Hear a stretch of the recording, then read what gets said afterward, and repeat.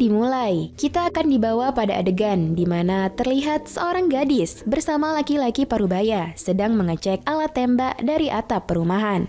Lalu di sini kita disuguhkan dengan grafis film ala animasi komik yang mengangkat waktu tahun 1980. Seorang suami tengah menceritakan cerita karangannya pada istrinya yang tengah sibuk menjemur pakaian sambil menggendong bayi perempuan di punggungnya.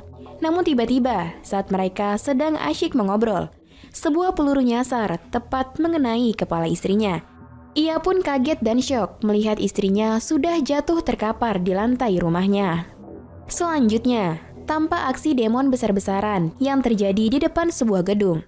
Seorang kakak bersama adiknya tiba-tiba muncul di antara kerumunan tersebut.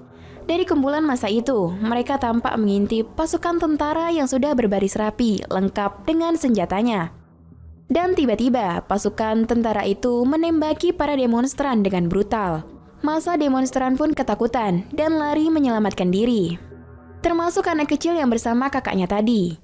Saat mereka sedang mencoba menyelamatkan diri, sang kakak terkena tembakan tepat di perutnya, membuat semua isi di perutnya keluar.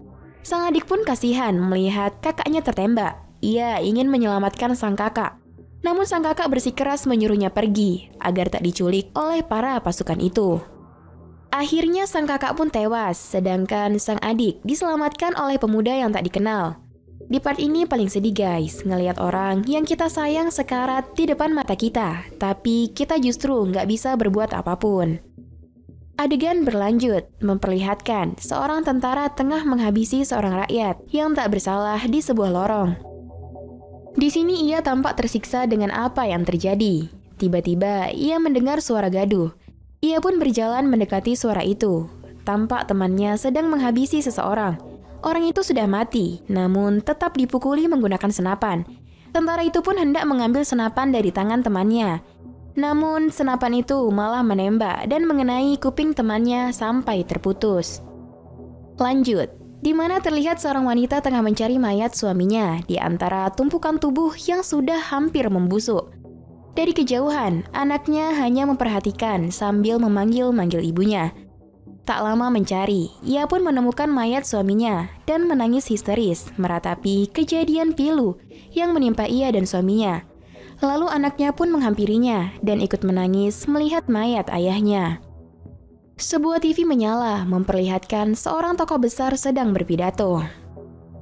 Pada tahun 1997, tepat 17 tahun setelah kejadian tersebut, seorang wanita parubaya tengah melayani pelanggan di warung makan sederhana miliknya. Saat itu saluran TV menyiarkan tokoh besar yang sedang disambut kedatangannya. Melihat itu, wanita parubaya langsung ketakutan. Tubuhnya bergetar sangat hebat, seperti trauma akan sesuatu. Saat itu juga, pemuda yang memakai seragam militer menghampirinya. Karena saking takutnya tadi, wanita itu pun berhalusinasi bahwa pemuda itu datang ingin menyerangnya. Lantas ia pun menyerang pemuda itu menggunakan pisau dapur yang sedang ia pegang. Saat sadar, ternyata pemuda yang memakai seragam militer itu adalah putranya yang baru saja pulang dari wajib militer. Anaknya pun langsung memeluk dan menenangkannya dengan darah mengalir dari wajahnya. Tahun 2005, seorang polisi tengah mengatur lalu lintas jalan raya. Saat itu, ia tampak tegang karena tokoh besar akan lewat sebentar lagi. Sang tokoh besar pun melewatinya. Ia memperhatikan dengan jelas orang tersebut. Lalu di tempat berbeda, ia membuka dompet dan memandangi foto saat ia masih kecil bersama kakaknya. Ia berhalusinasi, sang kakak menyuruhnya makan, tapi ia malah mengatakan bahwa ia sangat kesepian dan merindukan sang kakak yang sudah meninggal. Scene beralih, seorang lelaki parubaya menghampiri para pasukan penjaga rumah. Lelaki itu hendak lewat, namun ia langsung dicegah oleh salah satu penjaga. Ia pun berbalik badan dan menyalakan botol yang berisi minyak, lalu melemparnya ke arah penjaga tersebut. Sambil berjalan, ia mengatakan bahwa ia akan membunuhnya. Tapi dengan cepat pasukan penjaga itu langsung menahan lelaki tersebut agar tak masuk ke dalam rumah. Saat hendak menyalakan botol kedua, minyak yang ada di dalamnya tumpah mengenai seluruh badannya, dan ia pun langsung tersulut api dari koreknya. Saat api sudah padam, ternyata lelaki parubaya itu sudah tewas terbakar. Di tempat lain, tampak gadis berambut pendek tengah mengingat momen saat ayahnya duduk bersantai dan berbicara sendiri. Lalu ia menangis sambil memeluk sebuah guci. Ternyata ayahnya adalah lelaki parubaya yang tewas terbakar tadi. Adegan berlanjut pada tahun 2006. Pada suatu malam, 5 orang sedang melakukan pertemuan di sebuah tempat tersembunyi. Di sini lelaki tua yang didampingi oleh pria berjas rapi mengucapkan terima kasih karena mereka bertiga sudah datang. Lelaki berjas itu pun memperkenalkan dirinya, namanya adalah Kim Juan, dan ia adalah ketua dalam misi tersebut. Kim Juan juga memperkenalkan polisi yang ia temui waktu itu. Polisi itu bernama Kwon Jung Hyu, serta gadis berambut pendek bernama Shin Mei. Saat akan memperkenalkan pemuda dengan luka di dekat matanya, sang pemuda langsung memotong dan mengatakan bahwa lelaki tua itu sudah tahu namanya. Lelaki tua itu pun mulai menjelaskan alasan dibalik berkumpulnya mereka semua. Tapi pemuda dengan luka di dekat matanya tidak sabar dan memintanya untuk langsung menjelaskan inti rencananya. Singkat cerita, Kim Juan, Shin Mei, dan Jung Hyu tengah berdiskusi di dalam markas mereka. Tapi tiba-tiba, pemuda dengan luka di matanya itu datang dan langsung menghajar lelaki tua yang berada di ruangan sebelah mereka. Pemuda itu sudah tak tahan dengan situasi sulit yang mereka hadapi. Lalu sang lelaki tua itu mengatakan bahwa ia akan mengurus semua hal yang sulit dan memintanya untuk tidak takut. Dari sana, Jung Hyu terlihat takut dan bingung dengan apa yang terjadi. Shin Mei justru memutuskan untuk meninggalkan markas tersebut dan Jung Hyu menyusulnya. Di hari yang berbeda, Jung Hyu sedang berbicara di telepon dengan Kim Juan. Ia mengatakan untuk melakukannya sekarang, karena tokoh besar dengan pasukannya akan keluar. Sedangkan pria dengan luka di dekat matanya berlari kencang sambil berteriak, "Kau sangat bodoh sekali." Sepertinya ia menuju lokasi di mana misi dilancarkan. Lalu Jung Hyu yang bertugas sebagai pengatur jalanan tengah bersiap menunggu tugasnya. Jung Hyu memberi kode pada Shin Mei. Saat itu mereka tampak tegang. Shin Mei lalu berjalan menyeberangi jalan. Dari kejauhan, rombongan mobil tokoh besar terlihat melewati petugas kepolisian. Tiba-tiba seorang pria menghampiri Jung Hyu dan mengatakan suatu hal. Tapi Jung Hyu hanya diam saja. Saat akan melancarkan misi ini, ia benar-benar terlihat gugup. Saat ia sudah memencet alat pengatur jalannya, saat itulah Shin Mei bersiap akan beraksi. Ia berdiri tepat di depan sebuah bus besar yang berhenti karena lampu merah. Ia mengambil nafas panjang sambil meyakinkan dirinya sendiri. Lalu ia membuka tasnya yang berisi tembak. Saat mobil tokoh besar itu akan melewati bus yang berada di belakangnya, saat itu juga ia muncul di depan mobil penjaga toko besar tersebut. Supir mobil yang melihatnya pun kaget dan langsung banting setir. Tepat di belakang mobil yang banting setir, Shin Mei melihat wajah tokoh besar itu, lalu menembak ke arahnya. Mobil itu pun menabrak bus yang lewat tadi. Shin Mei kaget dan panik karena pelurunya tidak menembus kaca mobil tersebut. Situasi menjadi rumit, orang-orang panik dan berhamburan keluar dari dalam bus. Pria yang berdiri di dekat Jung Hyu berlari dan hendak menangkap Shin Mei. Tapi Jung Hyu mencoba mencegahnya. Karena gagal, Shin Mei lalu ingin menembak lagi. Ia berjalan menghampiri mobil tokoh besar tersebut. Lalu ia menembak lagi ke arah kaca, tapi tetap tidak tembus. Ia mencoba lagi dan menghidupkan alat tembaknya. Ia mulai membidik sambil mengatakan, "Matilah kau." Ia mulai menghitung. Dan saat ia menembak, ia justru terpental karena lagi-lagi kaca itu tidak mampu ditembus. Tangannya terluka dan mengeluarkan banyak darah. Pria yang dari tadi dicegah oleh Jung Hyu menghampirinya dan akan memborgol tangannya. Tapi seseorang langsung menendangnya. Itu adalah pemuda dengan luka di dekat matanya. Saat pemuda itu akan membawa Shin Mei, ketua penjaga tokoh besar itu langsung mengarahkan pistol ke arah mereka. Saat itulah sebuah mobil putih terlihat hendak menabrak mereka. Lalu ketua itu pun teralihkan dan menembaki mobil tersebut. Mobil putih berhasil menabrak, tapi ia kemudian menghindar dan pergi dengan cepat. Lalu Shin Mei dan pemuda itu juga menghilang. Ternyata pengemudi dari mobil putih tersebut adalah Kim Juan. Di mobil yang berbeda, Jung Hyu panik saat mengendarainya. Ternyata ialah yang membawa Shin Mei serta pemuda itu. Di dalam mobil, tampak pemuda itu tengah membungkus tangan Shin Mei yang terluka menggunakan bajunya. Tapi tiba-tiba, Jung Hyo menghentikan mobilnya dan menyuruh mereka untuk segera mencari bantuan. Ia pun keluar dari mobil itu dan meninggalkan mereka.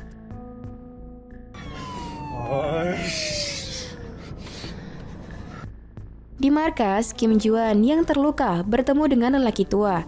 Ia mengatakan bahwa situasinya sangat kacau dan tak terkendali. Kim Juan ingin meninggalkannya, tapi dicegah oleh lelaki tua itu. Lalu Kim Juan mengatakan, ia sudah tidak tahu harus bagaimana. Ia tidak mau ada teman yang mati. Lalu ia pergi meninggalkan laki-laki tua itu. Situasi kembali stabil. Dari atap, tampak Shin Mei tengah mencoba alat tembak yang baru. Diperhatikan juga oleh Kim Juan dan pemuda itu. Lalu mereka melanjutkan dengan makan bersama. Disinilah Kim Juan menceritakan bahwa ia takut mereka akan gagal seperti kemarin. Ia juga mengatakan bahwa ia tidak sanggup jika melihat temannya mati. Lebih baik dia yang mati. Pemuda itu pun menjawab mengapa ia berkata seperti itu.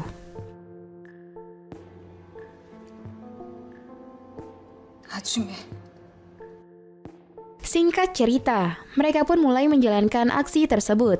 Kali ini giliran lelaki tua bersama Kim Juan yang menyamar menjadi tamu sang tokoh besar. Awalnya mereka sedikit dicurigai karena saat dilakukan pemeriksaan keamanan pada kado yang mereka bawa, alarm alat tersebut berbunyi, menandakan ada sesuatu yang berbahaya. Namun tiba-tiba seseorang datang dan meyakinkan bahwa Kim Juan dan lelaki tua itu adalah tamu yang harus dihormati. Akhirnya mereka pun dipersilakan masuk. Sebelum lelaki tua itu masuk ke ruangan sang tokoh besar, Kim Juan menyalakan alat penyedap suara dan memasukkannya ke dalam kantong jas lelaki tua itu. Pemuda dengan luka di dekat wajahnya menyimak obrolan di dalam bus bersama anggota gangsternya. Shin Mei dan Kim Juan yang berada di posisi masing-masing juga menyimak pembicaraan itu. Tampak mereka semua geram dengan tokoh tersebut yang tidak peduli dengan apa yang terjadi di masa lalu. Lelaki tua yang sudah sangat geram pun mengeluarkan pistol dari dalam patung. Saat itu juga, penjaga yang menunggu di luar ruangan menerima pesan dari anggota lain.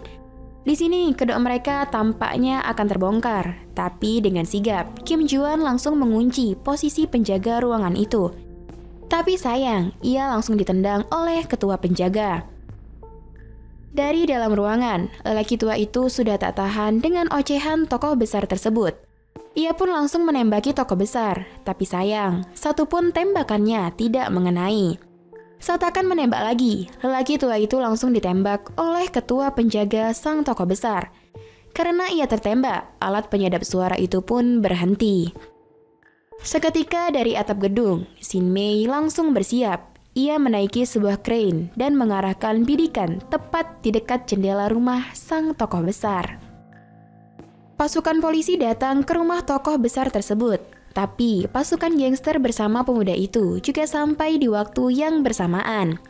Mereka langsung berbuat kerusuhan dan pertarungan antara pasukan polisi dan pasukan gangster pun terjadi. Dari atas crane, Shin Mei tampak terus membidik dan ia sudah tak sabar. Saat itu pula, sang tokoh besar muncul di jendela tepat di tempat bidikannya. Namun saat ia menembak, ternyata ketua penjaga itu melindunginya. Sehingga tembakan Shin Mei justru mengenai kupingnya. Shin Mei yang sadar tembakannya tidak mengenai sasaran, lalu terus menghujani ruangan tersebut dengan tembakannya. Tapi lagi-lagi seluruh tembakan Shin Mei tak mengenai tokoh besar tersebut, karena ia berlindung di sudut ruangan. Dari luar rumah, tampaknya pertarungan gangster dan polisi yang sengit masih berskor imbang. Di dalam ruangan tersebut, lelaki tua kembali menodongkan pistol sambil menjelaskan alasan ia melakukan semua ini. Ia dan Kim Juan juga meluapkan emosi dan dendamnya. Tapi tiba-tiba Kim Juan ditembak dan jatuh tersungkur. Di detik-detik terakhirnya, Kim Juan berpesan untuk membalaskan dendamnya. Lalu Kim Juan pun mati. Sang tokoh besar nampaknya sudah risih dengan apa yang terjadi. Lalu ia menyuruh ketua penjaga itu untuk segera membereskannya. Tapi sang ketua tampaknya juga sudah muak. Ia justru marah dan menodongkan pistolnya seperti ingin membunuhnya. Lelaki tua juga tak sabar. Ia mengatakan untuk segera membunuhnya. Kalau tidak, maka ia yang akan membunuhnya.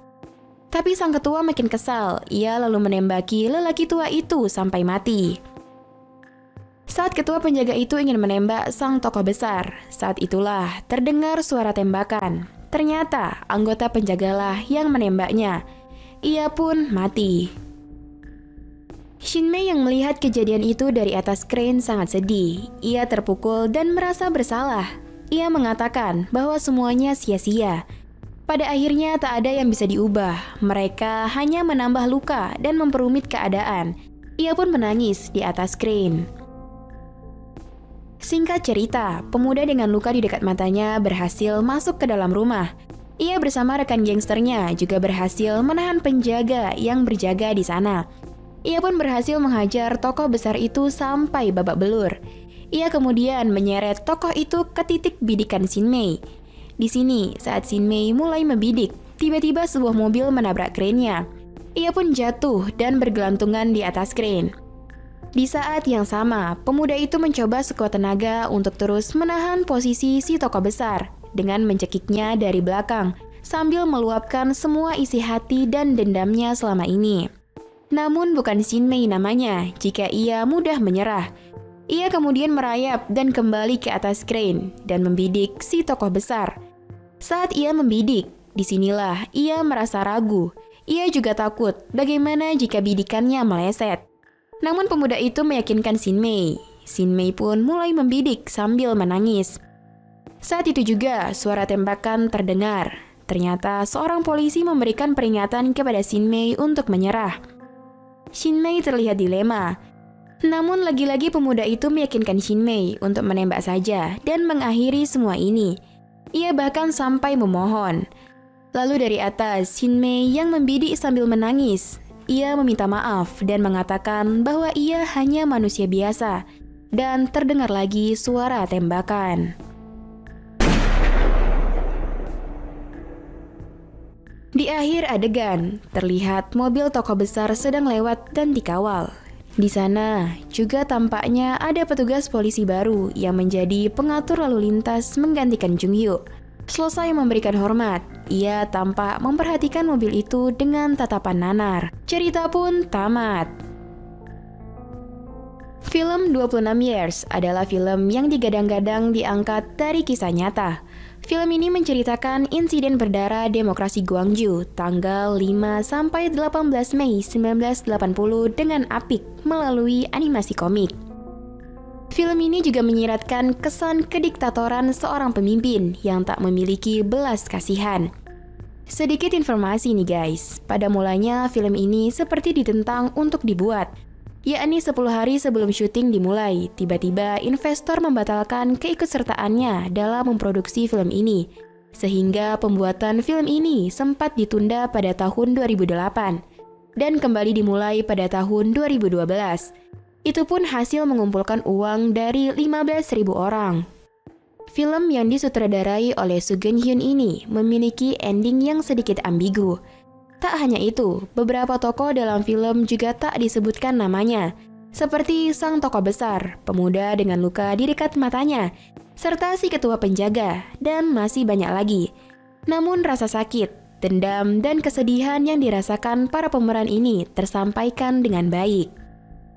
Dan masuk pada penilaian, UBR Entertainment memberikan rating 8,3. Kamsahamnida.